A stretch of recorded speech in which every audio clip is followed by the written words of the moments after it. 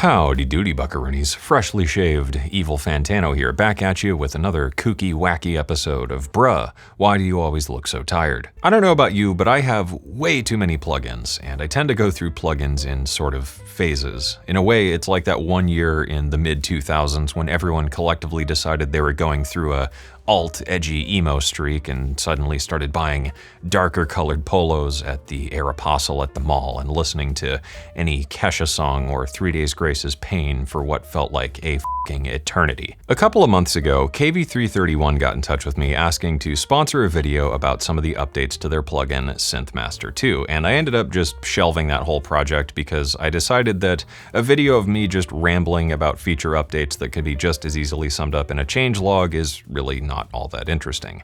However, after playing around with Synthmaster 2 over the last couple of weeks, it sort of dawned on me that revisiting old plugins you forgot you had can really be a great breath of fresh air into your process because it forces you to revisit and to some degree even relearn stuff, and I think there's a lot of creative value in that. Today, I wanted to share with you 5 interesting superpowers of this relatively underrated plugin and hopefully stir up a bit of a homework assignment for you to go revisit some of your older plugins that you maybe just forgot you had and try creating something with them, and of course, maybe check out Synthmaster 2 along the way. As always with these videos, I think it's important to start things off with just a quick sound demo. So here's a track I constructed using only Synthmaster 2, the free Spitfire Labs soft piano, and a couple of custom samples.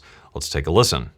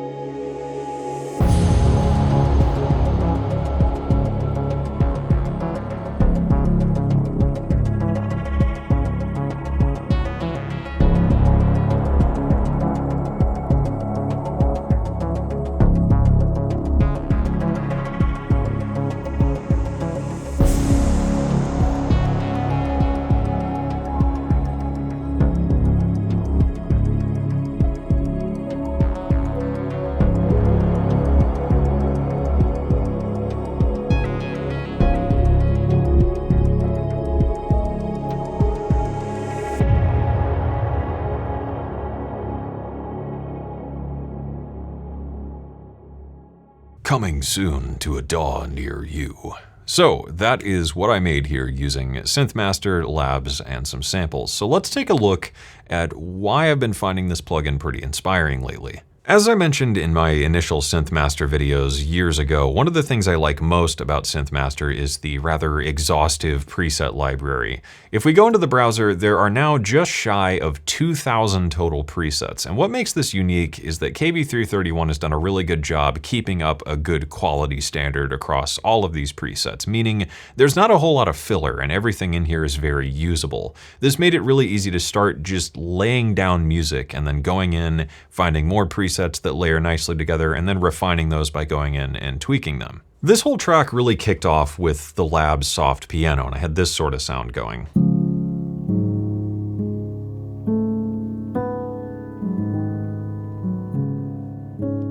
Which was cool, but I felt like it needed something a little bit extra. After digging around in the preset library a bit, I found this patch, Cosmic Signs here, which is a very deep and cold kind of sound. And this is all Synthmaster, by the way, this whole thing. There's no extra processing or added effects. This is all straight out of the synth. And this felt like it would really layer nicely with that piano because it almost has sort of a, if we play in the lower register, almost a Rhodesy Wurlitzer sort of vibe. By layering this with the soft piano and adding a little bit of reverb to the soft piano layer,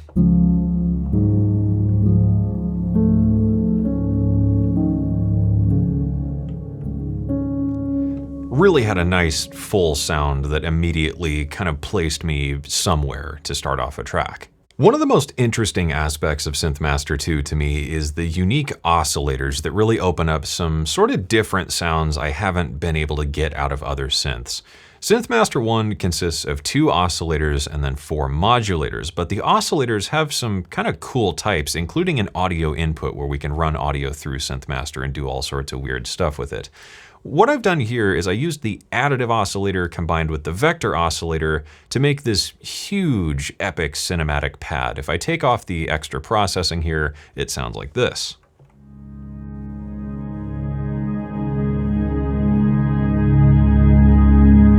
So that's all just straight out of Synthmaster.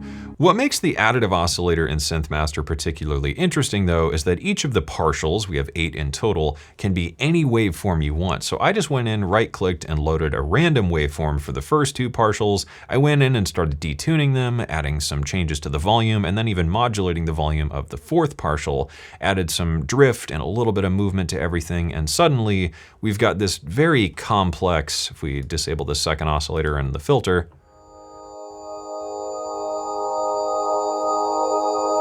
sort of glassy additive type of thing, but it doesn't sound like just a bunch of sine waves. The vector oscillator is really interesting as well because we can load in any wave shape into these and tune them either in semitones or as a harmonic ratio. So I've got these at standard tuning, this one a 1/5 up, and this one doubled in the ratio.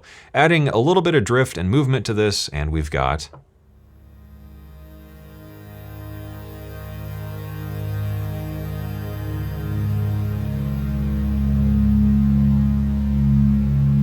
a really rich moving pad sound, and having the XY visualized there with the modulators is nice as well, so I know exactly where it is and where it's going. Layering those two together and running them through a low pass filter,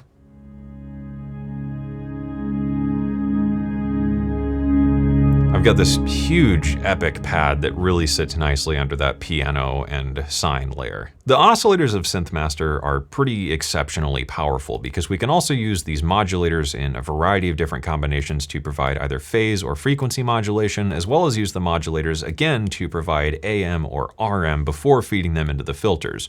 From there, we can do a lot of stuff like split layered filters, parallel filters, series filters. We've got a ton of different filter types we can use, and each of those has up to 9 filter types within it. It's really ridiculously deep, and thanks to its semi-modular nature, you can get a lot of sounds out of just one plugin. Going beyond this as well, Synthmaster 2 is actually built up of 2 separate layers, so we could build that glassy pad here on this first layer with the additive and vector oscillators, and then maybe go into layer 2 here and create something like an arpeggiated pluck thing. Or maybe a warm analog type saw pad or anything else. You can really go pretty deep in Synthmaster, and that makes it a lot of fun to explore from a more sound designy perspective. Taking that pad sound here and feeding it through a little bit of extra reverb and a granular plugin,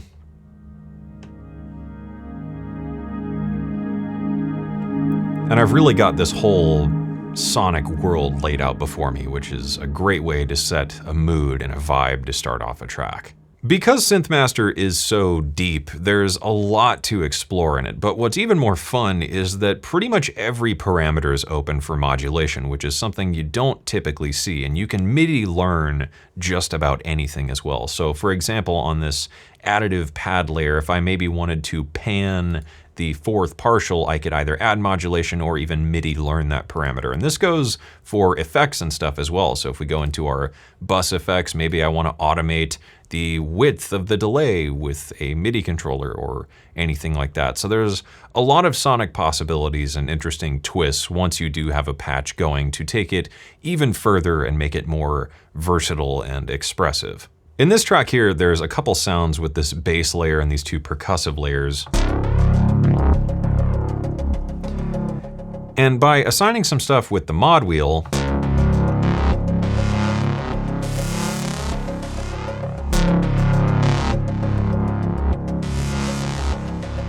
and just moving that over time in the track, you can create these huge evolving sonic landscapes because just about any part of Synthmaster can be moved and modulated and morphed and twisted over time. It is worth pointing out as well that as part of these new updates, the MSEG, LFOs, and sequencers were updated, and one exciting thing is the ability now to open the sequencer into a bigger visual view to edit it and get a bit more fine control over how and when everything is taking place to create some pretty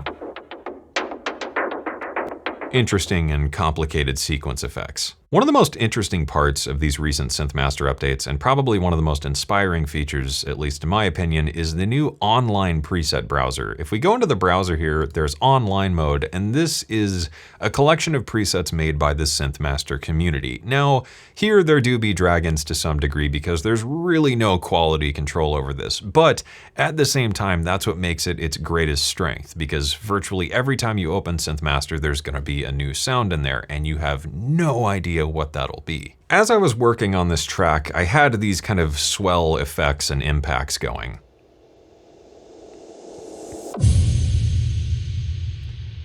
And this sounded fine, but I felt like it needed a little bit more mid-range oomph. I opened up Synthmaster and went to the online preset browser, and I found this sound called Alien Scream from Stephanie Obagia. Hopefully I'm saying that right. I have no idea, and it sounds like this, which was really, really cool. So I went in and made a few subtle tweaks to the filter and the envelope just to make it more of an impact type hit, and this layered really nicely with those cinematic transition swell things. Putting all that together, I've got the Alien Scream impact here down on the bottom now. This is what those impacts sound like, which just sounded huge and really filled out that section of the track. One really cool feature of these new updates is something I wished Synthmaster did before, so I was really glad when I saw that they implemented this. I'm just gonna hit a single note here.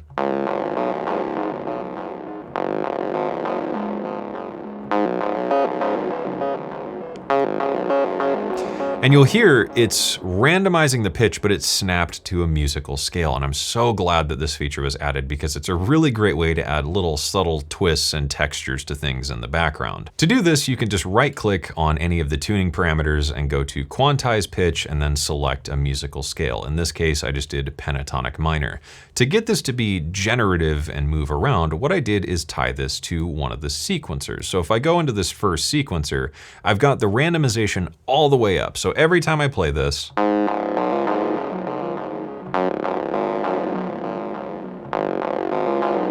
it's going to be completely different. So I've essentially got a randomized step sequence moving around the pitch of the first oscillator. Throwing that down in the track here, I've got this little layer sort of hidden in the background. And every time this track plays, it's going to be a little bit different. So I've created just a simple line that sits kind of hidden in the background, but helps evolve and move things around a bit.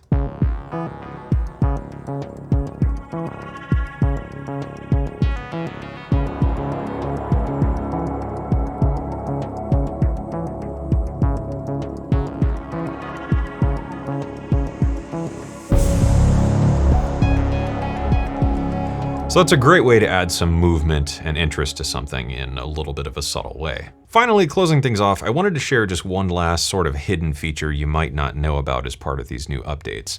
If you right click and go into the skins here, you can change to the iOS skins. But what's cool, if we go to one of these, is there's a sort of hidden modulator. That would be the keyboard zone and velocity zone modulators here. So because Synthmaster 2 has two engines and can be bitimbral, you can create key split or velocity split instruments. Doing this is really simple. So here I've got a patch, just the default thing, and we could set this to be only above C4 by doing something like that.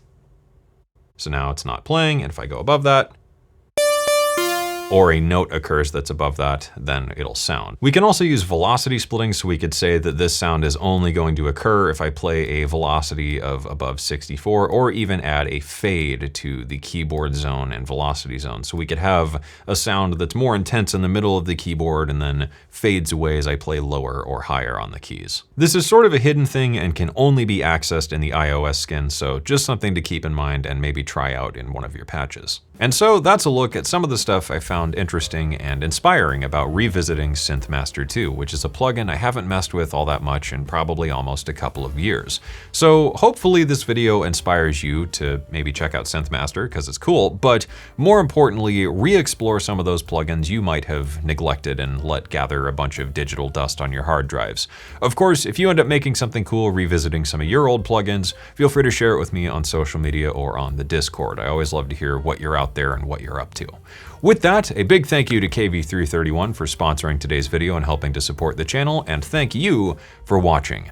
I hope you enjoyed it, I hope you learned something, and of course, as always, I hope this inspires you to get out there and make something awesome.